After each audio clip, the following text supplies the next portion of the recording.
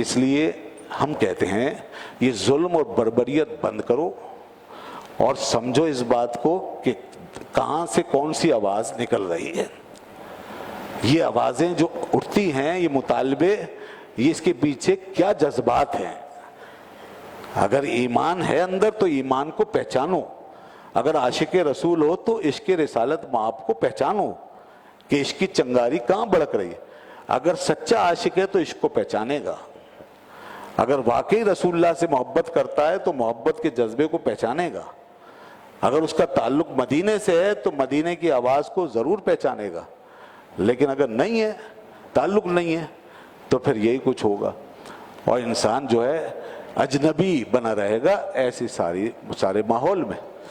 اس لیے یہ آوازیں جو پیچھے اپنے ایک سچے جذبے کے ساتھ نکلی ہے اور پھر اس کے نتیجے میں جو قید و بند اور سزائیں دی جا رہی ہیں، اور حد یہ ہے، ظلم اور بربریت کی حد یہ ہے کہ عدالتیں رہا کر رہی ہیں.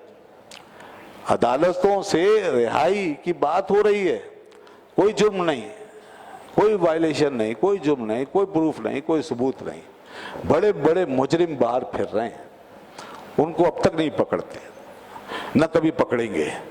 اور جس کا کوئی جرم نہیں، جسے عدالت نے بھی بری کر دیا ہو، اس کو پکڑ کے اندر رکھنا، اس سے بڑا ظلم کیا ہوگا.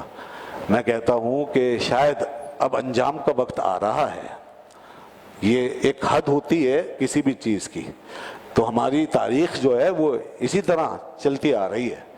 بڑے بڑے فرعون اسی طرح انجام پہ پہنچے اپنے، اور ان کا نام و نشان مٹ گیا ہے. جس دھرتی پہ ظلم ہوگا، بربریت، وہ بھی ایسی صورت میں کہ ایک سچے پیغام کے مقابلے میں، ایک سچی بات کے مقابلے میں، انتہائی مقدس نعرے کے جواب میں اتنا بڑا ظلم. عشق رسالت مآب صلی اللہ علیہ وسلم کی تحریک ہے، اور یہ سچی ترجمانی ہے 22 کروڑ عوام کے دلوں کی سچی ترجمانی ہے. بالکل یہی ترجمانی ہے.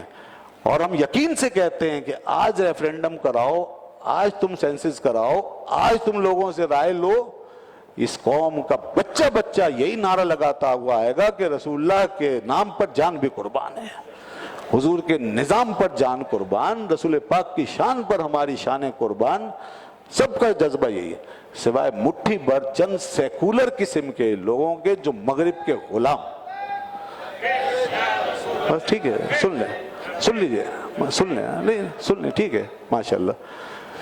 تو مٹھی بھر لوگ ہیں جو مغرب کے غلام ہیں، باقی یہ پوری قوم رسول اللہ کی غلام ہے.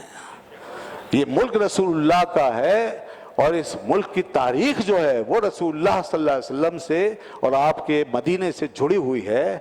ہم نے اس ملک کو اسی طرح حاصل کیا جس طرح مسلمان مکے سے ہجرت کر کے مدینے گئے تھے، تو حضور کی غلامی کا نظام لے کر اور رسول پاک کے دین کو قائم کرنے کے لیے اسی جذبے نے جوش مارا تھا. تو 14 اگست 1947 کو اس قوم نے یہ ملک بنایا تھا. تو اس ملک کو اس کے ٹریک سے کیوں ہٹاتے ہو اور اس قوم کے جذبات کے مقابلے میں کیوں آتے ہو؟ اگر یہ قوم بے بس ہے، ہم بے بس ہیں اور کچھ نہیں کر سکتے، تو یاد رکھنا وہ ذات جس کی خاطر یہ قوم قربانیاں دے رہی ہے، اس کے پاس بڑے اختیارات ہیں. جس دن رسول اللہ نے ہاتھ اٹھا دیے اور تمہارے ہاتھوں سے اقتدار کی لگام چھین لی اور رب ذوالجلال کی بارگاہ میں عرض کر دی کہ بار الہ بس بہت ہو گئی، اب تو ان کو ان کے انجام تک پہنچا، تو تمہارا حشر کیا ہوگا.